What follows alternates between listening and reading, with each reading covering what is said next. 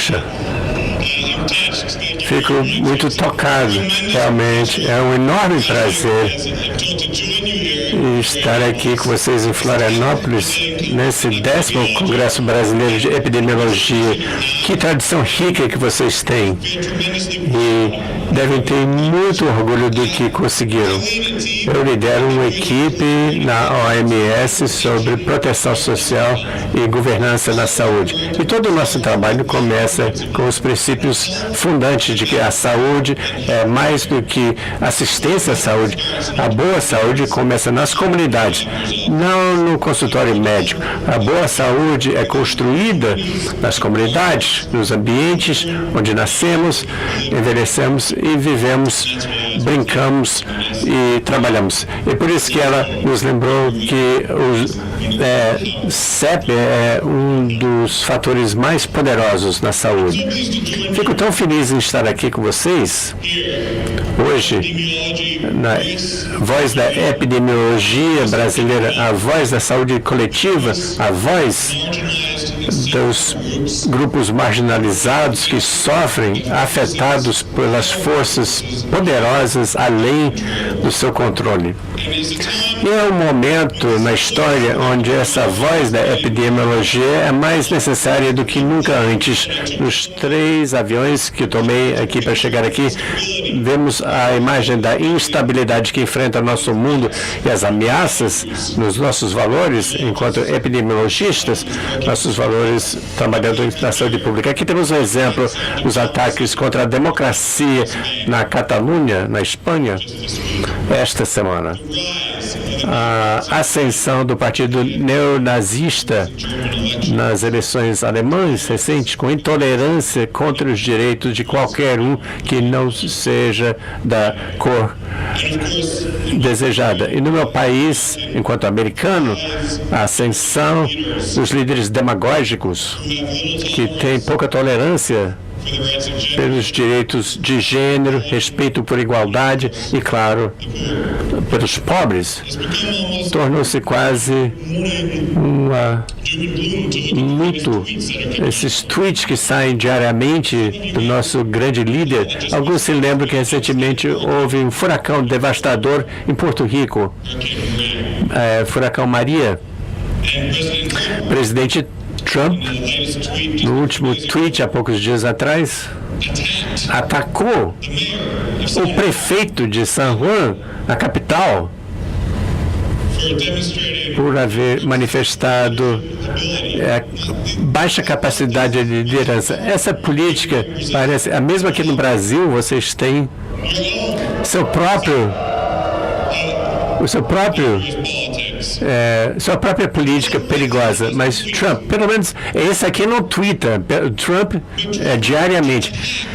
Trump atacou o prefeito de San Juan, capital de Porto Rico, que pessoalmente, aliás, ele ia pegar alimentos e água e levar esses alimentos e água aos necessitados.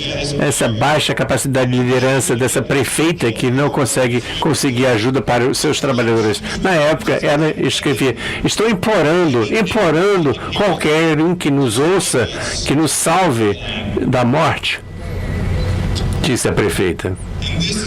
É onde a epidemiologia é tão criticamente importante, no nível mais elevado. Os políticos estão atacando aqueles de nós na saúde pública que estão lá na frente tentando ajudar, nas linhas de frente, atacando vocês e me atacando também.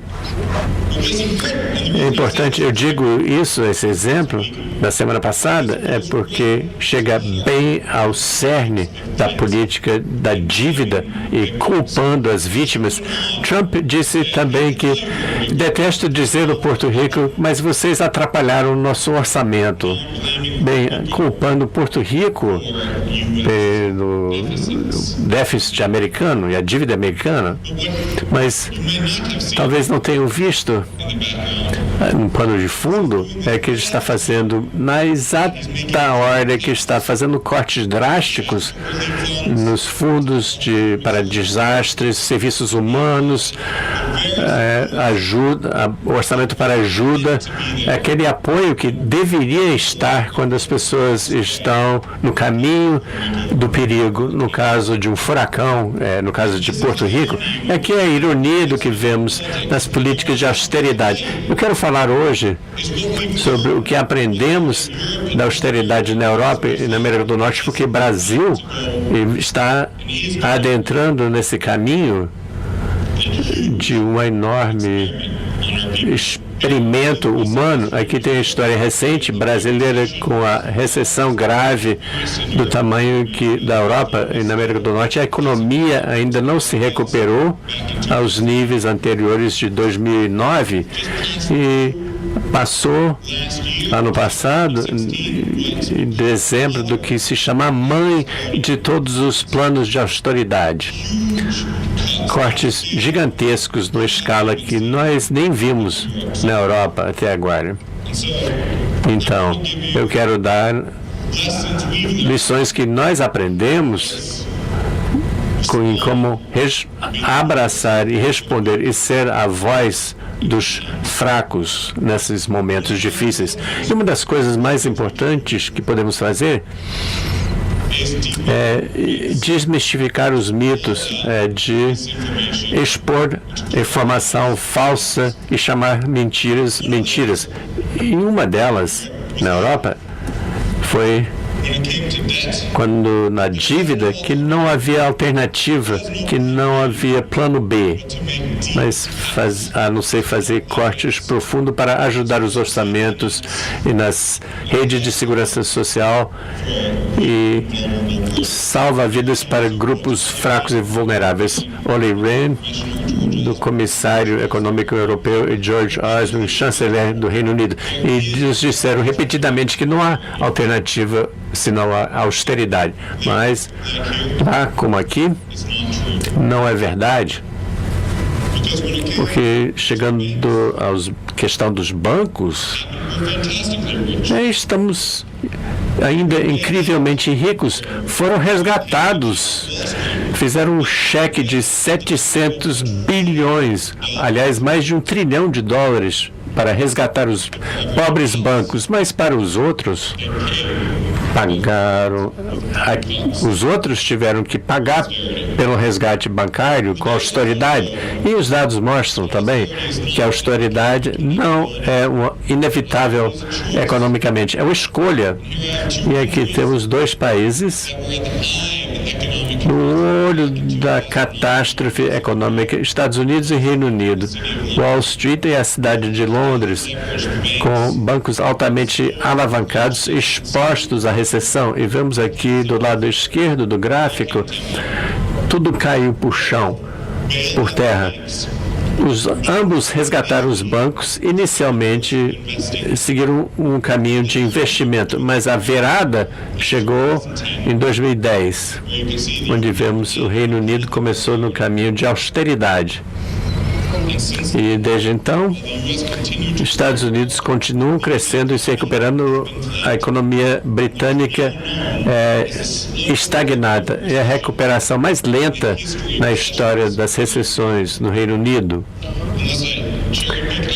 Eu poderia dar outros exemplos em vários países europeus, e Brasil, infelizmente, também, mas aqui temos o exemplo de Portugal. Começaram a austeridade. Quando começaram, a economia entrou em queda livre.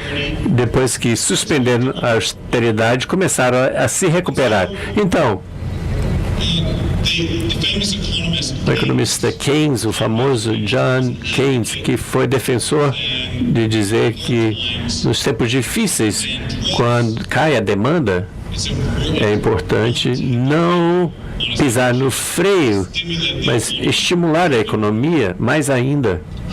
Ele disse, na história da economia, da ciência econômica, quando os fatos mudam, eu mudo de opinião. E a comunidade de economistas na Europa agora começou a mudar de opinião também. Então, aqui temos um exemplo do FMI, que já foi um dos maiores defensores de austeridade na Europa, e publicaram recentemente esse documento dizendo que há um problema. Então, o FMI estava aconselhando, por exemplo, a Grécia, se você cortar o orçamento, gregos em 8%, vão crescer 4%. O problema é que não estava acontecendo. Primeiro, o FMI pensou, bem, Grécia, vocês não estão... tem que cortar mais ainda. Então, ficou claro que a Grécia estava sim cortando, e cortando pesadamente, mas a economia continuou afundando. Então, o FMI se deu conta de que havia um erro no modelo deles. Então, examinar os dados estatísticos, o que estava acontecendo. Tudo isso gira num dado estatístico que é importante no Brasil, que chama-se o multiplicador fiscal. Isso nos ensina que para cada dólar que você gasta, quanto você tem de retorno econômico. E presumiam que fosse 0,5. Então, o governo gastava, era como jogar uma bomba na economia. Gasta $1, só tem um retorno de 50 centavos. Nos dados, na Grécia, descobriram que era um retorno positivo, 1,7. É por isso que foi quando, no final de 2013, o FMI disse, na América do Norte e Europa, a austeridade é uma ideia ruim. Ao contrário, tem que investir na crise, durante a crise.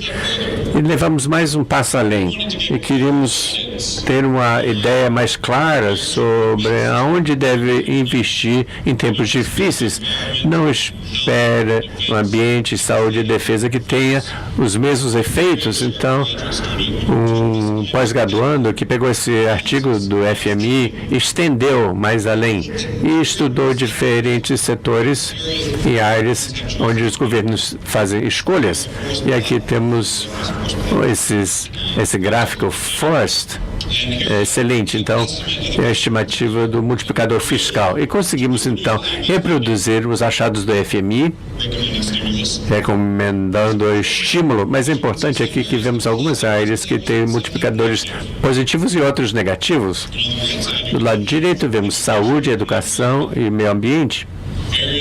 Aqui estão ligados a um crescimento econômico maior, mas do lado esquerdo tem defesa, questões econômicas e resgates bancários, tem um retorno menor e às vezes negativos, inclusive. E estudando mais os dados, que a defesa e o resgate bancário levava a déficits comerciais maiores. Então o dinheiro poderia fluir para Afeganistão, para guerras ou contas em paraísos fiscais, mas não, ao contrário de saúde e educação, não estavam ficando dentro do país, dentro da própria economia, dando serviços, empregos para enfermeiros, professores, construindo estradas que ajudavam ao crescimento da economia. E essas informações são importantíssimas, porque nos dizem o seguinte: mesmo se os políticos quiserem fazer austeridade, há uma forma mais baseada em evidências e mais inteligente de fazê-lo. Seria o seguinte: proteja o seu orçamento universal para saúde e educação. Infelizmente, não é isso que tem acontecido. Na verdade, o oposto é o que tem acontecido. Vemos aqui a janela crítica de austeridade e vemos aí o que eles estão cortando. Vermelho são os cortes e azul seria mais gastos. Vemos aí que a linha de saúde sofreu muitos cortes na Europa, à medida que os sistemas de saúde universal passaram a ser atacados. Então, seguindo a lógica econômica, as áreas com os maiores cortes foram saúde e educação.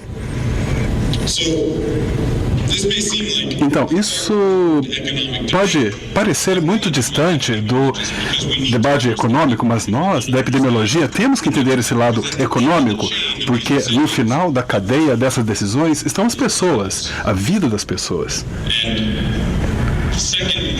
E a segunda lição importante que aprendemos, além de tentar desbancar esses mitos, é documentar os danos enfrentados pelas pessoas em função disso que tem sido feito. Vamos falar sobre a Grécia. Os cortes na Grécia foram de chorar. Bom, um jornalista perguntou ao ministro da Saúde: vocês realmente vão tentar cortar o orçamento em saúde em 40% em um ano? 40% é um corte enorme. Aí o ministro da Saúde disse: olha só, não são cortes no couro cabeludo, são cortes com faca de açougueiro, não é com bisturi. A gente não tem um plano B, é isso aí. E se nós olharmos o orçamento lá da Grécia, bom, parece que, esses cortes que eles fizeram lá na Grécia, eles cortaram, por exemplo, o orçamento em saúde materna e infantil em 73%. É claro que há mães aqui. É bom que estejam aqui, mas vocês conseguem imaginar isso? Serviços para pré-natal, por exemplo, sendo simplesmente eliminados. Ou seja, os serviços que algumas de vocês se beneficiaram simplesmente desapareceram. Então, é isso que a Grécia teve que enfrentar. Cortaram pela metade o orçamento para HIV e AIDS, cortaram o apoio a pessoas que não conseguiam ter acesso à saúde. É claro que as consequências foram previsíveis. Num artigo que nós publicamos no Lancet, nós documentamos um número muito grande de natimortos, mortalidade infantil, ou seja, um sinal que o tratamento às mães estava realmente despencando. Eles tinham acesso universal à saúde e, de repente, a gente consegue ver a água, é como se tivesse feito um monte de furos, um aumento muito grande em pessoas sem teto, em suicídios, e os aposentados que tinham acesso a esse serviço a vida inteira, de repente diziam que não tinham mais acesso ao tratamento, porque os postos de saúde estavam fechando e não tinham mais medicação disponível. Então, a Grécia realmente sofreu muito. Então, o que nós fizemos foi documentar esses danos que, sem os dados aqui no Brasil, ficariam ocultos. E o debate público não teria acesso a esses dados. Isso é especialmente importante porque nem todos concordam. E depois de publicarmos os nossos artigos sobre a Grécia, recebemos várias respostas do Dr. Liaropoulos, publicado no BMJ, no Lancet, e ele escreveu o seguinte, que não havia evidências concretas que comprovassem que a crise na Grécia realmente representava um risco à saúde. Ele continuou dizendo o seguinte, que esses cortes que eu mostrei a vocês, que esses cortes foram resultado de melhorias na eficiência. Bom, a gente coça a cabeça, né?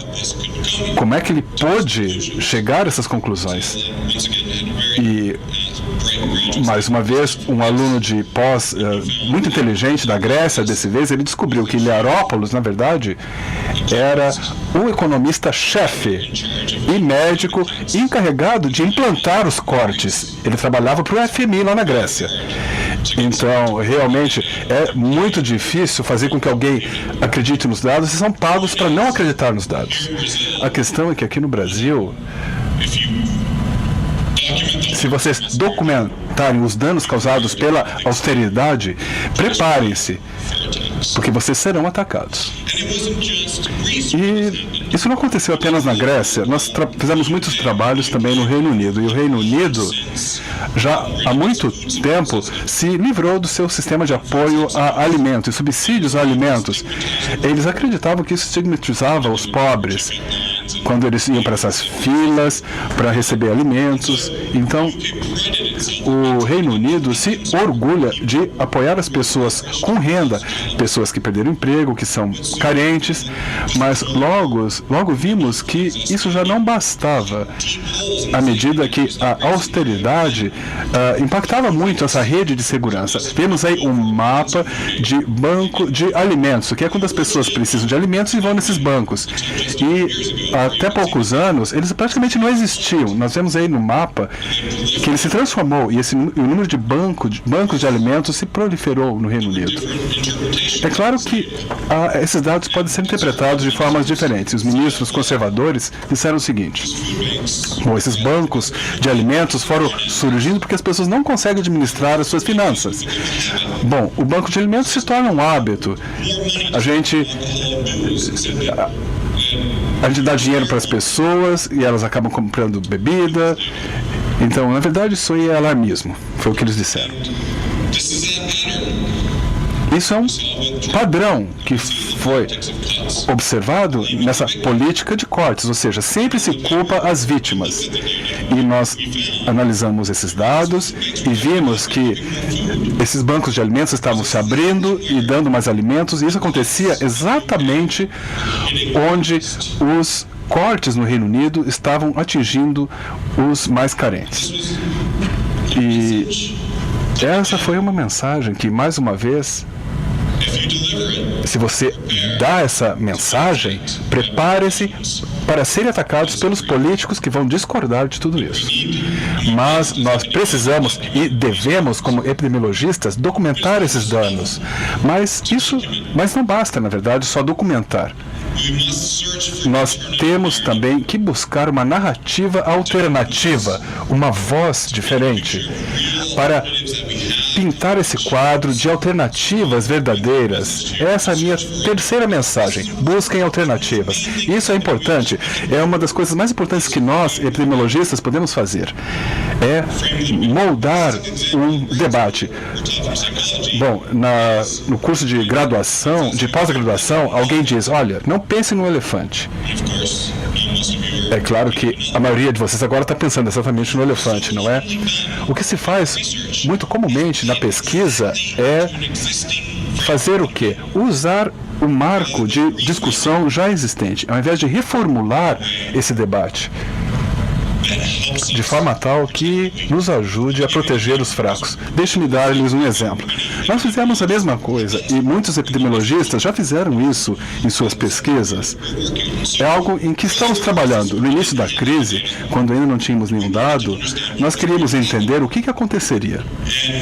E nós fizemos uma revisão sistemática dos dados sobre recessão e mortalidade na Europa e na América do Norte e encontramos, em outro gráfico aqui, nós vimos que os suicídios tendiam a aumentar quando as pessoas perdiam o emprego e acidentes de trânsito tendiam a diminuir durante crises, e especialmente onde as pessoas economizavam combustível e não andavam de carro. Mas o importante para nós não era mais dizer qual é o impacto da recessão. Para nós, passou a ser importante dizer o seguinte: o que podemos fazer em relação a esse problema? Não podemos simplesmente aceitar cegamente o sofrimento, mas sim encontrar alternativas. A maior parte da nossa área ainda está discutindo quais são os impactos da recessão.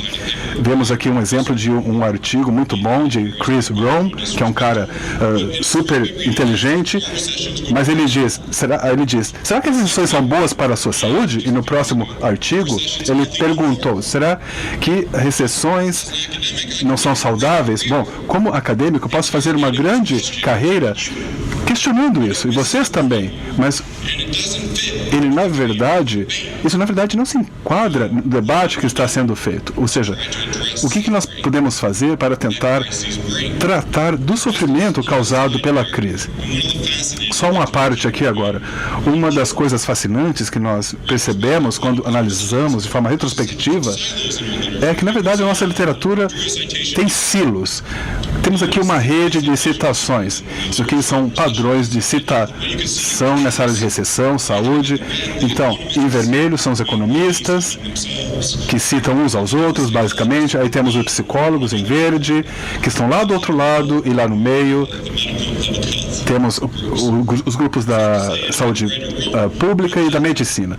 Não é que isso esteja certo ou errado, mas como epidemiologistas é importante que nós também trabalhemos com essas outras comunidades de pesquisa. Então, a interdisciplinaridade é importantíssima. E vemos aqui o Jeremy Farrar, que acabou de escrever um artigo excelente publicado no The Guardian, apontando todos os que ganharam o Prêmio Nobel recentemente, todos eles trabalharam em equipe. Esse artigo é fascinante, eu recomendo a sua leitura. Mas nós precisamos desse tipo de trabalho interdisciplinar para realmente reformularmos o nosso debate. E nós abordamos essa questão analisando suicídio e recessão. Essa ligação já é conhecida desde o século XIX. E nós tentamos descobrir o seguinte: será que podemos aprender uns com os outros a prevenir, evitar o suicídio? Vejam aqui o que nós encontramos. Vemos aí as tendências de desemprego na curva vermelha e tendências de suicídio em azul. O que vocês podem ver à esquerda é a Espanha. E esse é o padrão comumente visto, onde quando o desemprego sobe e desce, o suicídio também sobe e desce. É claro que demora um pouquinho, porque isso tem a ver com registro oficial de desemprego e suicídio, mas é um padrão comum. Se vocês olharem agora para a Suécia, isso foi a imagem que nos fascinou, porque a Suécia teve uma grande crise. O desemprego aumentou muito, mas se vocês olharem a taxa de suicídio, vocês não se dariam conta que havia uma grande crise econômica na Suécia. O suicídio caiu, na verdade. A Suécia conseguiu desacoplar a economia da saúde mental do seu povo. E quando nós analisamos os dados de forma mais profunda, nós primeiro pensamos que isso tinha a ver com o sistema de proteção das pessoas desempregadas. Mas o que nós constatamos é que o gasto com saúde, na verdade, não estava por trás disso. E dar dinheiro para as pessoas que estavam desempregadas também não causou isso. Mas os programas que ajudavam as pessoas a encontrarem novos empregos, que as capacitavam para voltar ao mercado de trabalho, foi isso que separou essa conexão entre desemprego e suicídio. Isso é intuitivo, porque dava às pessoas esperança e motivo para levantar-se da cama todo dia de manhã. Isso nos ajudou, então, a reformular esse debate. Então, o que nós estamos fazendo agora é o seguinte: estamos analisando essas redes de segurança, buscando pontos vencedores em área de subsídios à saúde, moradia. Essas áreas de gasto são investimentos em saúde pública no final. Então, é isso que estamos pesquisando agora. E vemos aqui um exemplo do ano passado. Nós analisamos a introdução de salários mínimos a nível nacional. Isso aqui é realmente importante, porque esse é um dos principais programas, pelo menos lá no Reino Unido, que ajuda os trabalhadores que trabalham, mas que são carentes, ajudando-os a sair da pobreza. Nós fizemos isso como um experimento natural, onde comparamos esses trabalhadores que estavam abaixo do limiar do salário mínimo e aqueles logo acima do limiar de salário mínimo, para ver o impacto desse salário mínimo nacional, dando mais renda para as pessoas mais carentes. Bom, vocês podem ver o resultado aí. Vemos aí um aumento de um desvio padrão em termos de saúde mental dos trabalhadores pobres e que tiveram um aumento em sua renda. Isso é um impacto significativo. Um desvio padrão pode não parecer muito, mas isso é o que é comumente encontrado para medicação antidepressiva. Então, não seria exagero dizer que esse achado aqui é o equivalente a dar antidepressivos de forma maciça a pessoas pobres. É claro que isso aqui é mais ético e uma melhor forma de fazê-lo, não é? Então, o efeito da proteção social sobre a saúde é algo poderoso e o nosso papel é revelar isso e fazer com que isso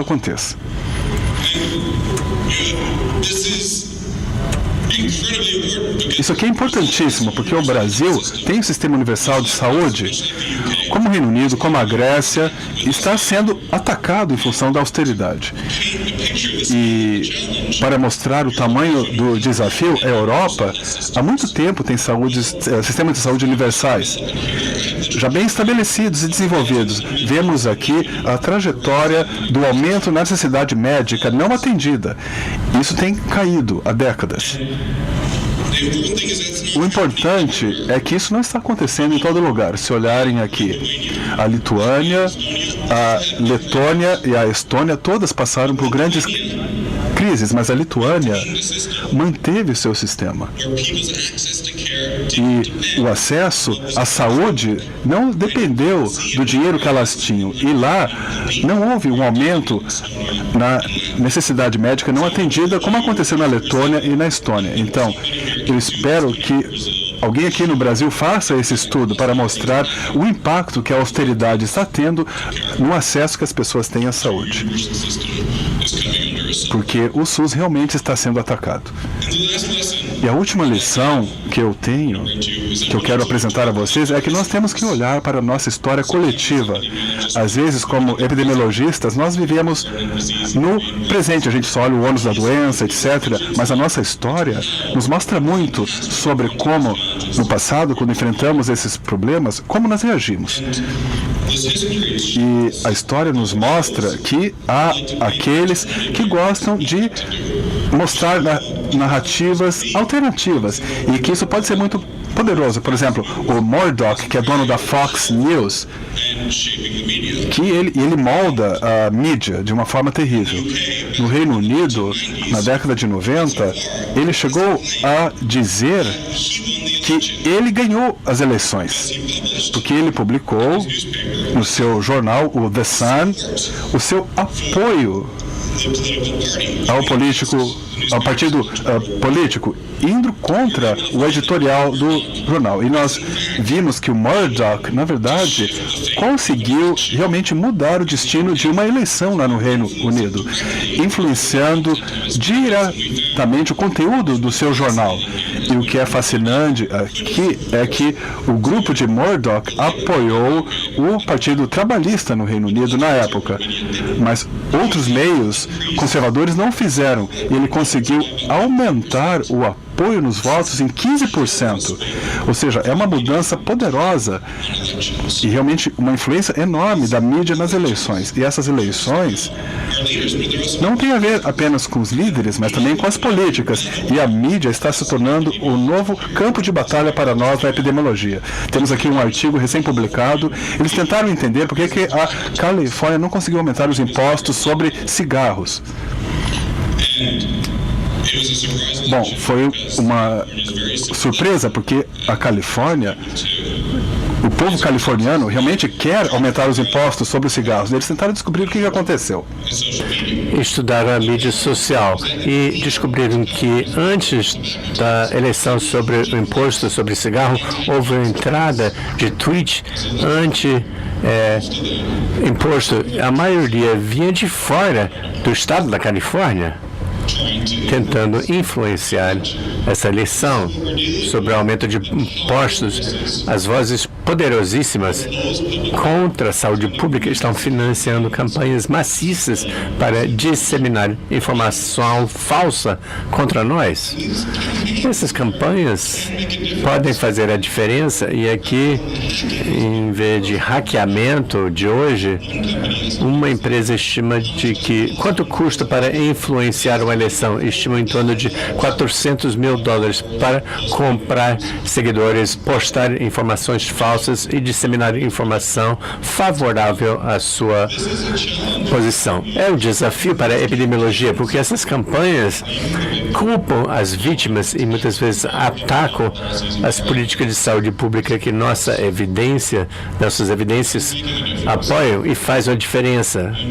O que constatamos aqui, não apenas no Brasil, como também nos Estados Unidos, é a ascensão de líderes de ultradireita. Aqui, Grécia, onde O DOM, o partido neonazista, aumentou os assentos. Na Holanda, o Partido da Liberdade, supremacia branca, ganha a AfD, já mencionei, Eslováquia. Posso dar muitos exemplos. Não é uma tendência isolada, é uma reação à política de austeridade e à ausência de uma resposta real ao sofrimento e as pessoas se sentindo isolados e marginalizados e abandonados. Essas políticas ultradireitistas importam. No Reino Unido, influenciam diretamente o voto. O Brexit influenciaram esse voto. No artigo que publicamos na Lancet, tentamos descobrir como afetaria o sistema de saúde utilizando esse sistema da OMS, e em verde são os benefícios e em vermelho são os danos. Estudamos a fundo para ver se Brexit beneficiaria o sistema de saúde do Reino Unido e só descobrimos era vermelho. Essas políticas de ultradireita são algo por trás da austeridade, algo que nós precisamos enfrentar. O artigo que temos que será publicado em breve esta semana, estudamos a história para tentar compreender as raízes. E aqui voltamos ao período antes da Segunda Guerra Mundial. Na Alemanha, era o sistema federal. Então, o chanceler Brüning, antes do Hitler, na época, ele queria seguir a austeridade profunda porque achava que levaria a solidariedade internacional.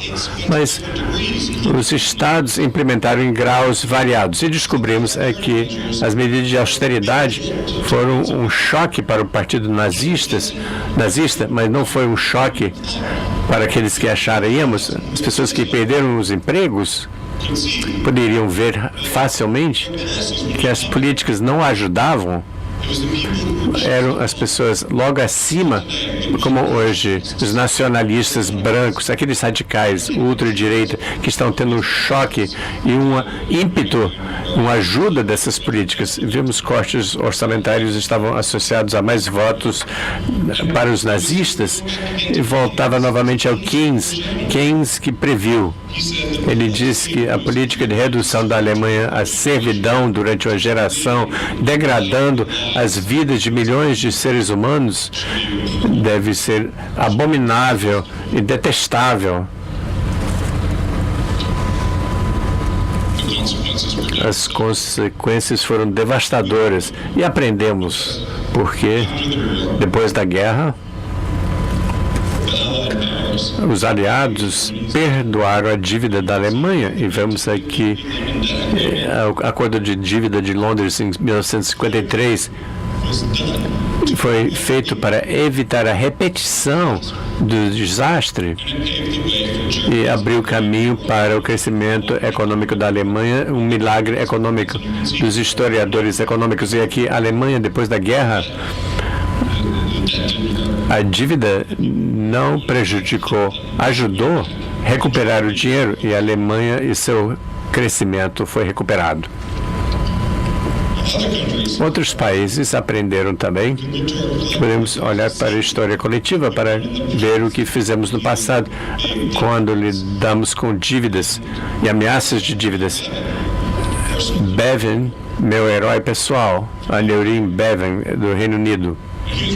Ele escrevia em 48, uma época também, logo após a guerra. O clima era diferente, mas a dívida inglesa era 400% do PIB, comparado com o Brasil. A dívida são 70% do PIB hoje. E no Reino Unido, na época, estava arruinado, devastado pela guerra. Aqui, Aneurin Bevan diz que, apesar das ansiedades financeiras e econômicas, ainda conseguimos fazer a coisa mais civilizada no mundo, colocar o bem-estar dos doentes na frente de qualquer outra consideração, qualquer outra questão. Ele falava na véspera da fundação do Serviço Nacional de Saúde, o NHS do Reino Unido, de fazer saúde universal e gratuita para todos, numa época quando a Grã-Bretanha estava em crise, e claro, diziam que era maluco, que ia levar à falência e iria abrir o caminho para a ruína, mas não aconteceu. Aquele ano no Reino Unido, quando o NHS foi fundado, foi uma inflexão na história da dívida inglesa. Aqui o multiplicador de saúde em ação. Vemos aqui, desde então, 48, a dívida caiu no Reino Unido. Continuava caindo até, vemos aqui, no início dos anos 80, quando algo muito diferente começou a acontecer e a dívida começou a aumentar no Reino Unido e continua hoje, inclusive. O que aconteceu nos anos 80 é matéria para outra palestra, mas eu quero deixar meu plano para o Brasil. É o mesmo plano que eu tive para a Europa e América do Norte, para entrar no caminho certo, para usar as crises e dificuldades econômicas como oportunidade. Funcionou no passado no Reino Unido, na Alemanha, e funcionaria de novo. Eu chamo um novo acordo social, um pacto social. No cerne, esse plano para o Brasil tem 3 eixos principais que chegam bem nos nossos valores na saúde pública. Primeiro, não fazer mal, não fazer dano. Essa lei antiga de primo non nocere deve guiar nossa política econômica brasileira. Se a austeridade for feita como um ensaio clínico, teria sido interrompido, dada a evidência do mal que provoca e a falência em termos de benefícios econômicos. Segundo lugar, ajudar o emprego entre a população.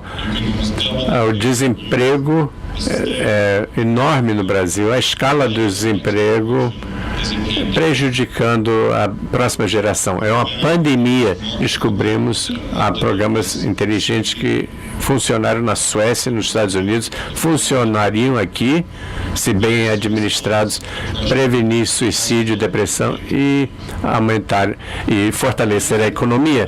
Investir, finalmente, na saúde pública, na saúde do público. É nossa mensagem e temos os dados para apoiar essa posição.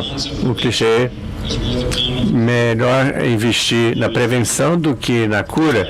A ironia é que a Grécia, como o Reino Unido e outros países europeus, que agora estão no meio de epidemias que custam mais para tratar do que prevenir. Investir na saúde é uma escolha inteligente, é uma necessidade urgente para o Brasil hoje. Então, a mensagem final, que eu acho que eu penso nisso quando saio da cama de manhã. Edmund Burke, o conservador, inclusive: para o triunfo do mal, só basta que homens de bem e mulheres de bem não façam nada.